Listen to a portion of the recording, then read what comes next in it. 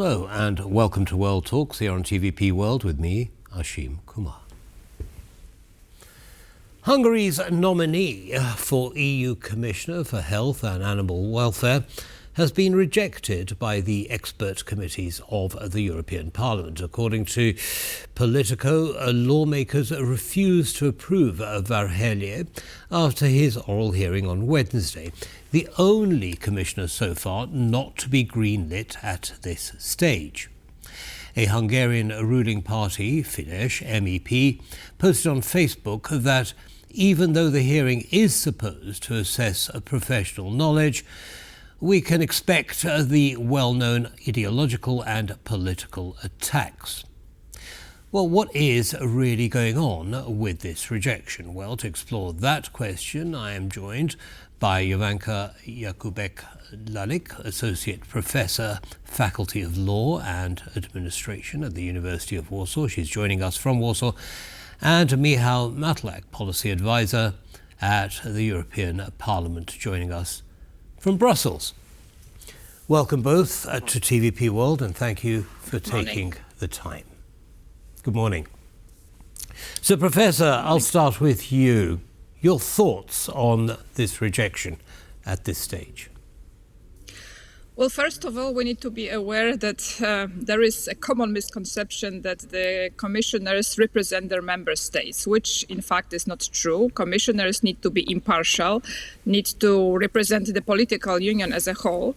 The problem with the candidature of the Hungarian politician is that he is supported by Fidesz, which is in current political situation of the European Union rather a complicated aspect. So here what the main issue is also the procedure of appointing commissioners and also supporting agreement on the people who are in the Commission. And we need to take into account that the Commission, all of the candidates for commissioners need to be supported as a whole, which means that rejection of one commissioner or lack of support for one commissioner means that the whole Commission will fall in the voting in the European Parliament. So that is here the main issue, I think. Understood. Thank you for that. Now, Mr. Matlak, I mean, this gentleman has been a commissioner already for 5 years. Has he not displayed sufficient independence from Fidesz in that time? No, he was not independent. I think that he's a skilled politician, but his position was also difficult because to represent a prime minister that is very much anti-European in the European Commission is difficult. So it's an impossible job to do, I'd say. He didn't do that much in terms of enlargement. The Director General responsible for that was much more active on that front. But I'd say that he was doing what he can in these circumstances. But I think what is important is that I don't, if I understand things correctly, he's not rejected yet. He had to submit written answers, which he did, and the decision should be taken this week by the committee. And I expect that he will be accepted by the committee in the end, and the Parliament will vote in favor of the Commission with Várhelyi inside. Yes, but he has been rejected after his oral representations and is the first MEP to have been rejected in this way. So it's unusual. It's usual, I'd say. I mean, it happens from time to time. It's not usual, but it happens from time to time. He was asked to submit written questions. That's true, and you can say that he was rejected. Understood. Professor, now, reading what Mr. Várhelyi has said, he's talking about a competitive and healthy Europe, strong, competitive and healthy Europe. Now, he seems to be saying all the right things. Could there be any other reason apart from, the expert committee saying, well, he's part of Fidesz, he's too influenced by Fidesz, and therefore we reject him? Are the committees not giving themselves the opportunity to take advantage of the value he brings? Well, I was listening to the hearings in the European Parliament's committee, and there was basically nothing that he said that would definitely kind of cross his candidature out, or he didn't say anything totally wrong, right? We can say. However, again, I think that the whole debate on the composition of the Commission is also, let's say, a signal of the complexity of what is currently happening in the European Union, and also the political tensions between different member states and the commissioners being somewhere in between those tensions.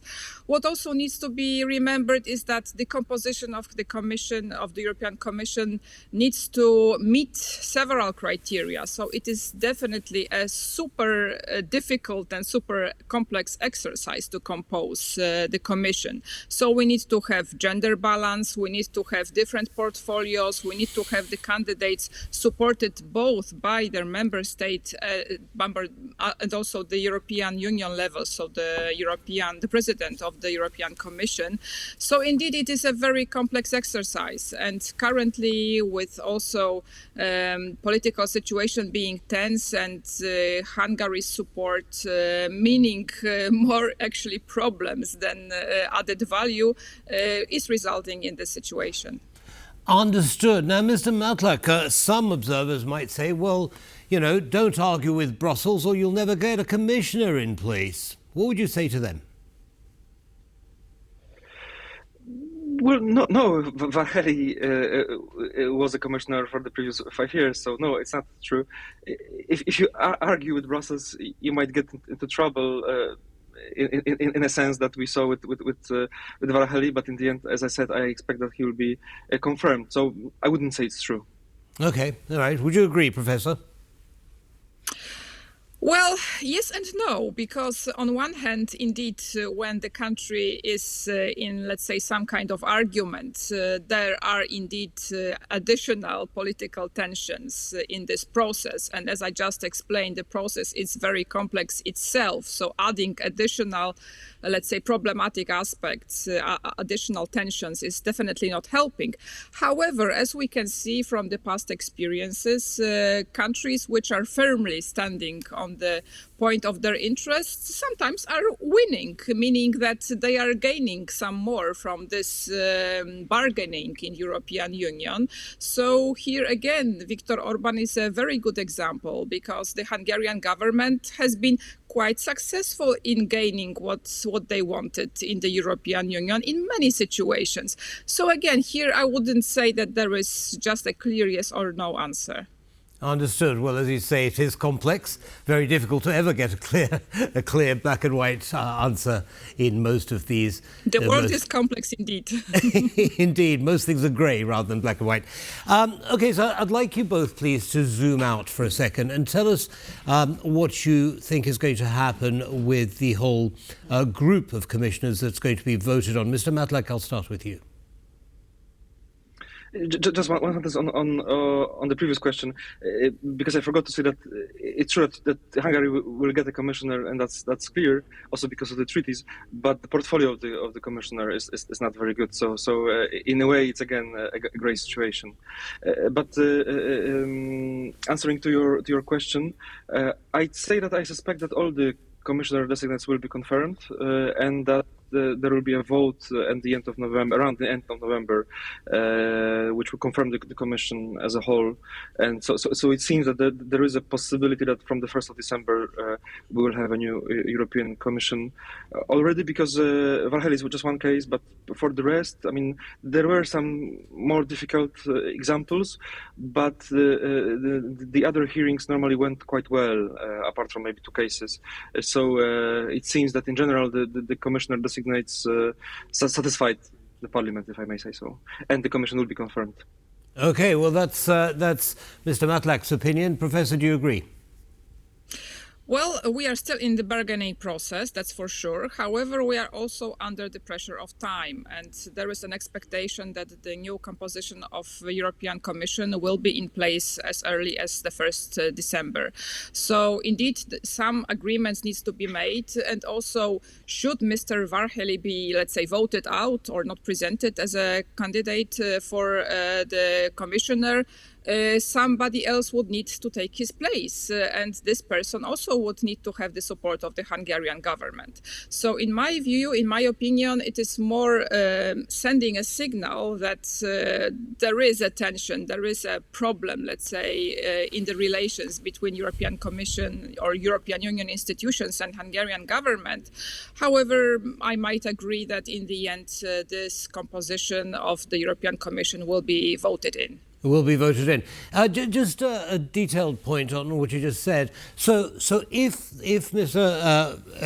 Varhelyi is replaced, would that person, I presume, have to go through the same process as Mr. Varhelyi and others? Indeed, I mean, there is, again, the procedure is regulated quite strictly. But then it's unlikely that a decision will be made or final vote be taken by the 1st of December. And that is exactly the point. So that would mean delaying the procedure. And because we have the pressure also of time, again, then it also brings us that probably this composition of commission will be supported. Understood. Well, thank you both very much indeed for sharing your analysis of the situation, and we wish you a very good day. Thank you. My pleasure. Thank you so much. Have a nice day. And that's all from this episode of World Talks. Bye for now.